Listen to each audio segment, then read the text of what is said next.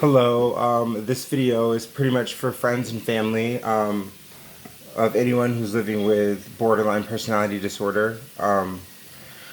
So the first thing to really realize about borderline personality disorder is at the core of this disorder is this deep feeling of abandonment. It could be imagined or it could actually be real abandonment. At our core, we with BPD fear the feeling of abandonment or being abandoned by someone. And once we feel that, once that is triggered, it is a feeling that is uncontrollable.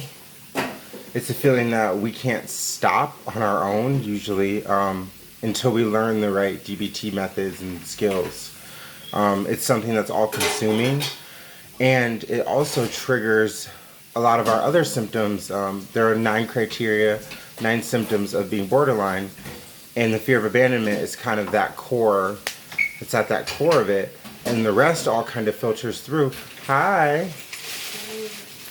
And so what happens to us is we feel that fear of abandonment. We do everything we can to try to keep that from leaving us, and it is the most difficult thing for us to deal with. All right, I'm gonna let you go. You sound like you're super busy. I love you. So families, usually the biggest role and the biggest part that they can play in this is by just being there, by validating our feelings, and by also understanding like what you guys say and what you guys do, especially when we're in crisis. It affects us deeply. It's not something we take lightly when we're in crisis. It's difficult for us to really understand what's going on outside of ourselves. And it is a really sad disorder. We're suffering and we're hurting, and that's what triggers some of our negative behaviors. So usually also people who suffer from borderline personality disorder have a myriad of other disorders that they're suffering from. I personally suffer from borderline, bipolar 2 mood disorder, anxiety, depression, and mania. So I go into manic states, which is a part of the borderline, which is also a part of the bipolar. And so we have all of these different symptoms coming from all these different places. Substance abuse disorder is also something that I suffer from.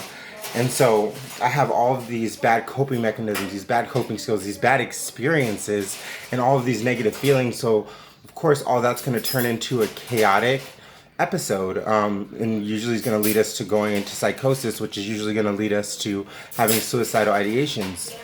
So with that said,